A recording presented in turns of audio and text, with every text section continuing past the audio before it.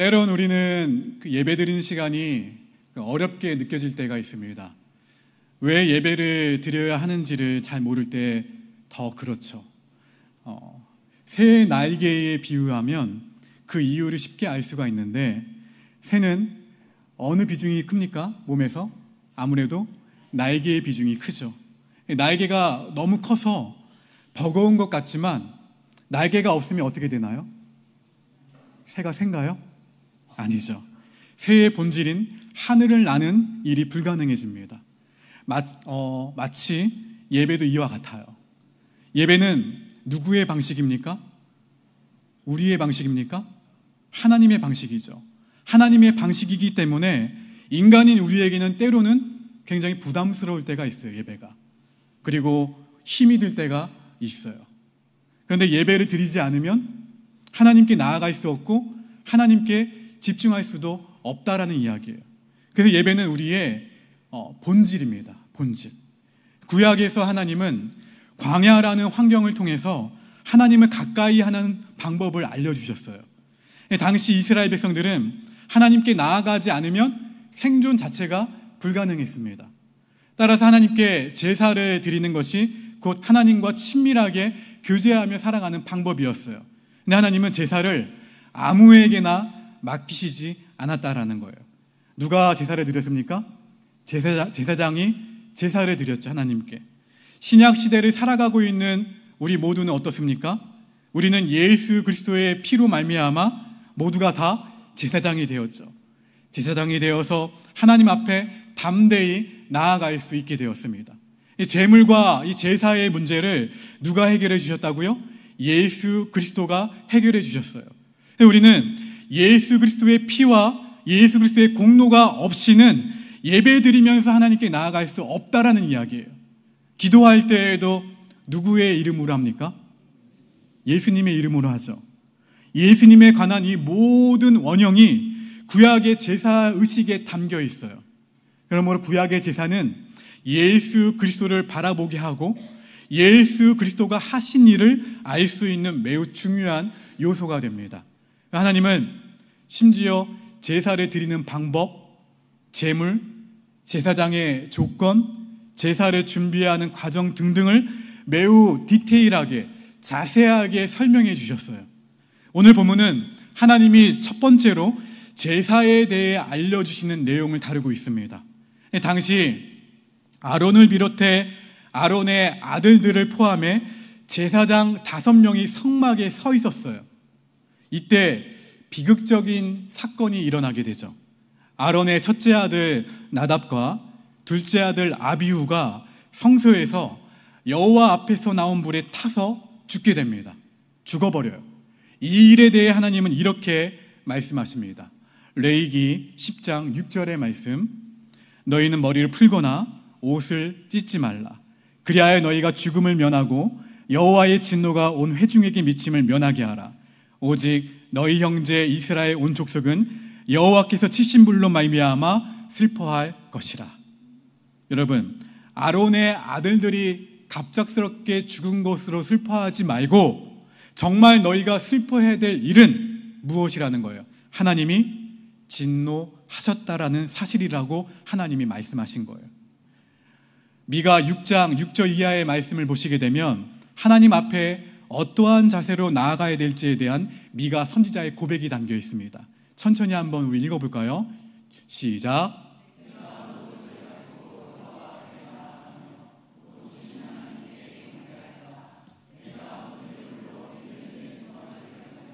그 앞에 나아갈까? 여호와께서 천천의 순양이나 만만의 강물 같은 기름을 기뻐하실까? 내 허물을 위하여 내 맏아들을 내 영혼의 죄로 말미암아 내 몸의 열매를 드릴까? 사람아, 주께서 선한 것이 무엇임을 내게 보이셨나니 여호와께서 내게 구하시는 것은 오직 정의를 행하며 인자를 사랑하며 겸손하게 내 하나님과 함께 행하는 것이 아니냐. 여러분, 하나님 앞에 이렇게 겸손한 마음으로 나아가지 않으면 우리는 살 수가 없다라는 말씀이에요. 고백이에요. 하나님과 친밀하게 교제해야 우리는 살 수가 있습니다. 이러한 이유로 예배에 실패하면 우리의 삶 전체가 실패한다고 이야기하는 거예요. 제가 지난 주일에 휴가 가는 게 너무 들떴는지 목양실에 있는 그 나무에 화초에 무엇을 안 줬을까요? 어떻게 하셨어요? 지금 어떻게 됐을까요? 지금 엄청 시들시들해 있어요. 물을 주지 않아서 금세 시들어졌고 결국에는 어떻게 될까요? 제가 살리려고 해도 죽게 되겠죠. 마찬가지라는 거예요. 신앙생활을 아무리 잘해도 예배의 의미와 예배의 정성과 예배의 뜻을 잃어버리게 되면 그 인생은 실패한 거예요. 아무리 내 삶이 형통하다 하더라도 그것은 형통한 것이 아니에요. 그래서 예수님을 믿는 그 감격이 내 마음속에 있으면 삶이 회복이 된다는 사실을 믿으시기를 주의 이름으로 축원합니다. 말씀과 찬양이 그러면 달게 느껴져요. 할렐루야 찬양대의 찬양이 나의 고백이 되고 비전 찬양단의 찬양의 고백이 내 고백이 되는 거예요. 그래서 하나님께 예배 드림이 기쁨이 됩니다. 아무리 더워도 비가 오더라도 아무리 추워도 날씨와 상관없이 또 내가 느끼는 감정과 상관없이 예배 드림이 기쁨이 된다는 거예요. 그런데 그렇지 않으면 예배가 단지 일로 느껴져서 대충 어떻게 됩니까? 저만 그랬나요? 제가 부교육자 할 때는 그런 적이 참 많았어요. 예배의 사역에 몰두하다 보니까 어떻게 해요? 예배의 그 감격을 잃어버릴 때가 있었어요. 예배의 서비스로 서포트를 하지만 정작 그 안에는 감격이 없는 거예요. 정작 그 예배를 통해서 주시는 말씀은 들어오지가 않아요. 여러분, 예배가 단지 일로 느껴져서 대충 때우게 되는 모습들이 일어나게 된다는 거예요. 이스라엘 백성들처럼 금송아지를 만들어서 자기들끼리 먹고 뛰놀며 즐거워한 것과 다름이 없다라는 이야기예요. 그러면 아론의 아들들 나답과 아비후가 죽은 이유가 무엇일까? 첫 번째, 따라합시다. 하나님의 방법을 따르지 않았기 때문이다. 누구의 방법을요? 하나님의 방법을. 그들은 잘못된 불을 사용했습니다. 성막에서 사용하는 불의 종류는 3가지 종류가 있었어요. 첫 번째는 무엇이냐면 가장 먼저 성막들에 있는 번제단에서 태우는 불이에요. 여기서 짐승을 잡습니다. 짐승을 잡아서 피를 흘리죠. 피를 흘린 후에 그것을 태우기 때문에 성막에서는 항상 무엇이 피어 올랐을까요? 연기가, 짐승이 타는 연기가 타올랐어요. 하나님께서 죄의 대가가 무엇인지 보여주시고자 했던 거예요. 하나님은 피를 볼 때 진노를 멈추겠다고 말씀하셨어요. 그 다음으로 성소에서 피우는 향이 있었고요. 또 그 다음으로 등불이 있었습니다. 하나님은 이 3가지의 등불을 끌 때에도 입으로 불어서 끄지 말라고 말씀하셨어요. 불마다 모두 의미가 있었기 때문에 그렇게 말씀하신 것이죠. 이 번제단의 불은 우리는 죄인이기 때문에 영원한 형벌을 받아 불에 타서 죽을 수밖에 없는 존재임을 깨달으라는 거예요. 성소에서 피우는 향은 성도의 기도를 의미합니다. 기도의 불은 계속해서 켜져야 된다는 의미이고 꺼져서는 안 된다는 의미예요. 등불은 성령이 오셔서 어두운 것을 밝혀주신다는 의미예요. 불을 붙이는 방법에도 하나님이 자세하게 말씀하셨죠. 하나님의 방법을 말씀하셨어요. 번제단에 있는 불을 가져다가 붙여야 되는 거예요. 그런데 아론의 2 아들은 다른 불을 가지고 왔습니다. 그들은 하나님이 명령하시지 않은 불을 붙여서 죽음을 면치 못했던 거예요. 다윗이 하나님의 법궤를 이스라엘로 운반할 때를 한번 생각해 볼까요? 나곤의 타작마당에 이르러서 소들이 뛰자 우사가 어떻게 합니까? 손을 들어서 하나님의 궤를 어떻게 합니까? 붙들죠. 그때 무슨 일이 일어나게 되나요? 사무엘하 6장 7절 말씀 화면을 보고 함께 읽습니다. 시작.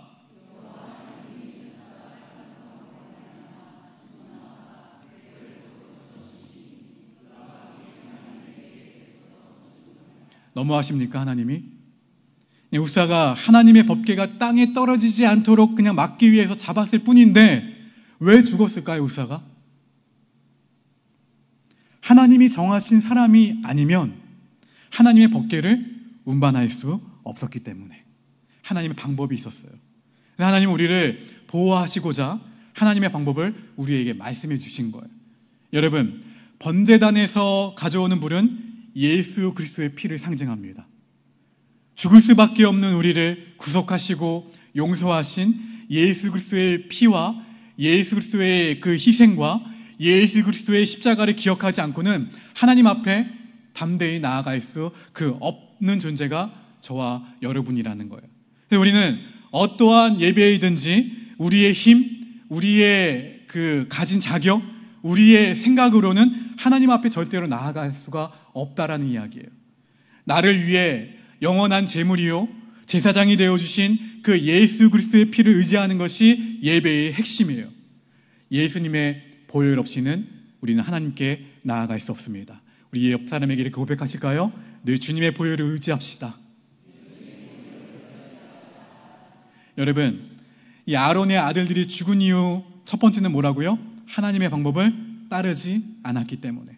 두 번째, 하나님 따라합시다. 하나님께 나아갈 때 포도주나 독주를 마셨기 때문에 그래서 죽은 거예요. 여러분, 레위기 10장 9절과 10절 말씀 읽어볼까요? 시작. 너와 내 자손들이 회막에 들어갈 때에는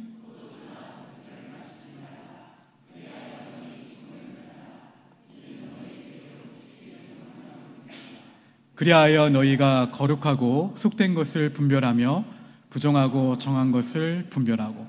여러분, 나답과 그 아비후는 이 말씀의 근거에서 아마도 포도주나 독주를 마시고 성막에 들어갔던 것이 분명해요. 인간적으로 생각해보면 이해가 되기도 합니다. 제사를 드릴 때 제사장이 하는 역할이 뭐였어요? 짐승의 각을 뜨죠. 또 불로 태우는 일이 맨정신으로 가능했을까요?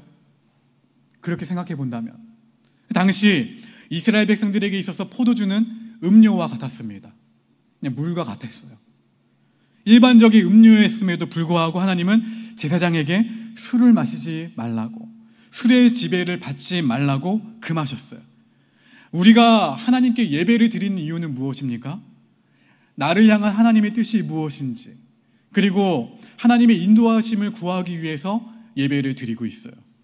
여러분, 다른 것을 의존하거나 다른 것을 붙들지 말고 정직하게, 그리고 맨정신으로 자신의 중심을 들고 오직 하나님 앞에 나아가게 되기를 주의 이름으로 축원합니다. 그것이 하나님이 원하시는 진정한 예배라는 거예요. 마지막으로 아론의 아들들이 죽은 이유, 첫 번째는 하나님의 방법을 따르지 않았기 때문에, 두 번째는 하나님께 나아갈 때 포도주나 독주를 마셨기 때문에, 세 번째는 따라합시다. 그들은 누룩을 넣었기 때문에 성막에서 죽임을 당했어요. 레위기 10장 12절 말씀을 보시게 되면 이 구절이 있죠. 여호와께 드린 화제물 중 소재에 남은 것은 지극히 거룩하니 너희는 그것을 취하여 무엇을 넣지 말고, 누룩을 넣지 말고 제단 곁에서 먹되 라고 하나님은 분명히 말씀하셨어요. 소재 이후의 제사는 먹는 것으로 마무리가 되었습니다. 하나님 그 음식에 무엇을 넣지 말라고요? 누룩을 넣지 말라 말씀하셨어요. 성경에서 흔히 누룩은 부정한 것을 의미합니다. 죄를 의미해요. 악한 것을 의미하는 것이 누룩이에요.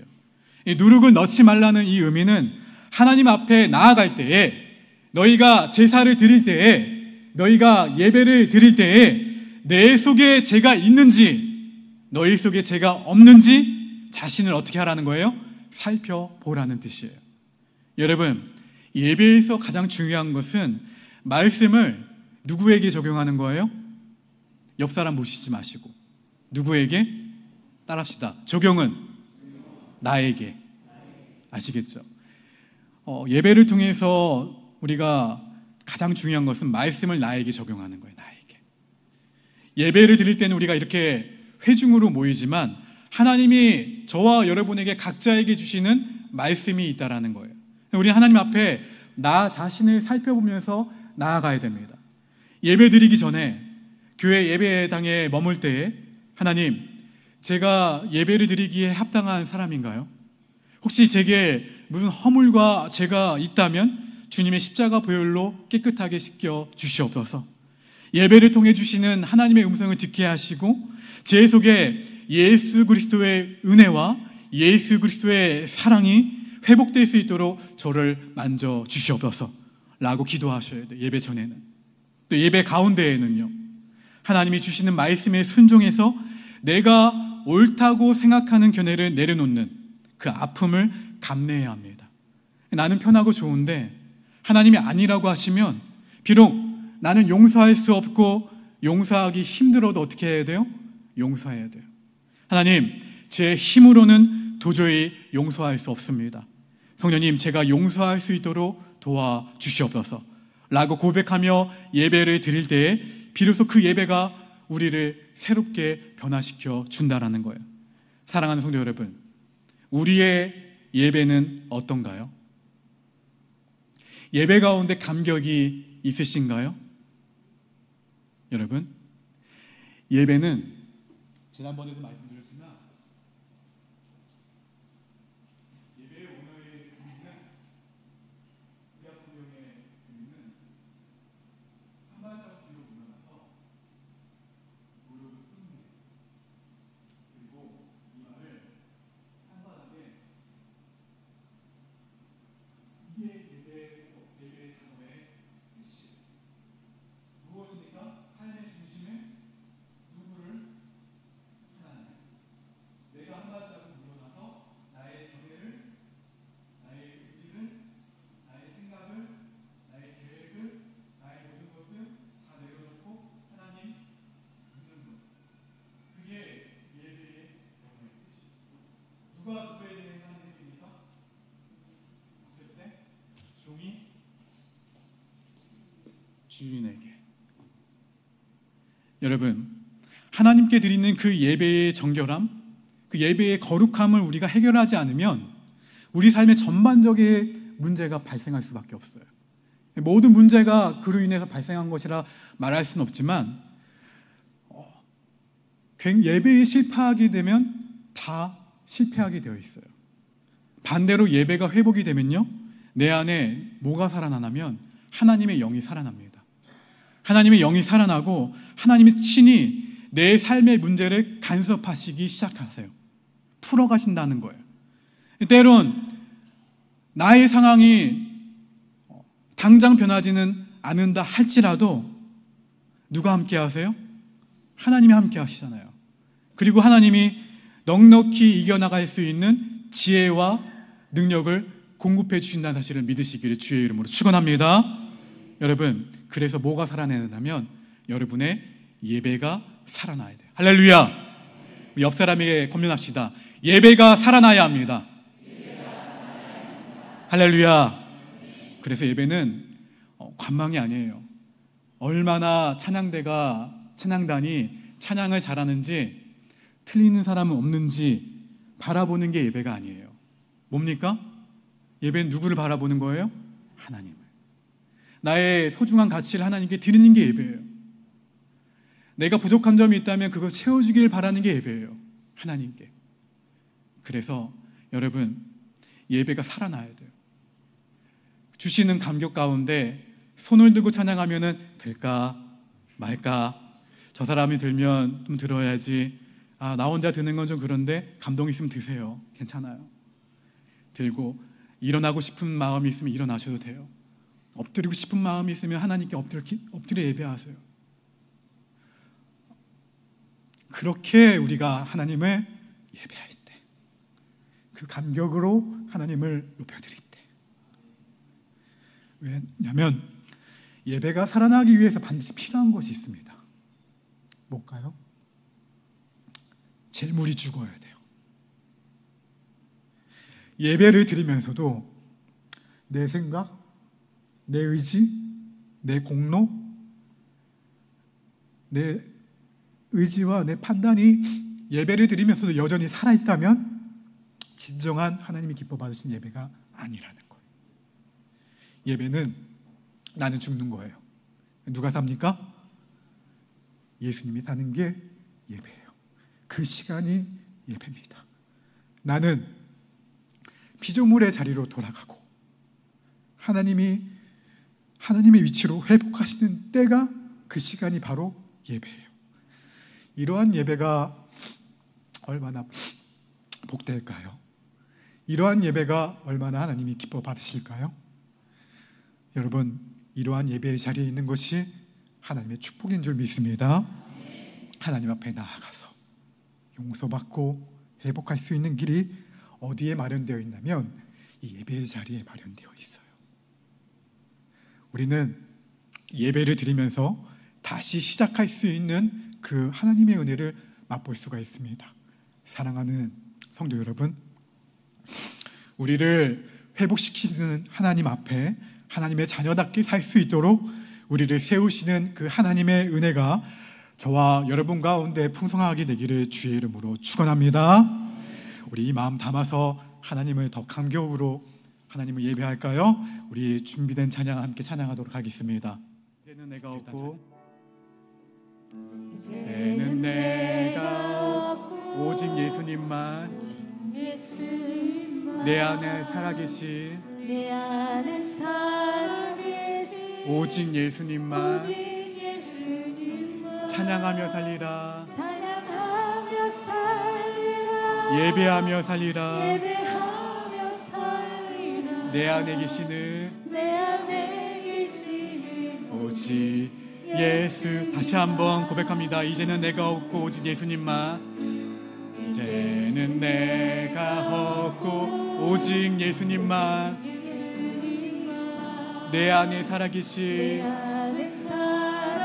오직 예수님만 찬양하며 살리라 예배하며 살리라 내 안에 계시는 오직 예수님 찬양하며 살리라 찬양하며 살리라 예배하며 살리라 내 안에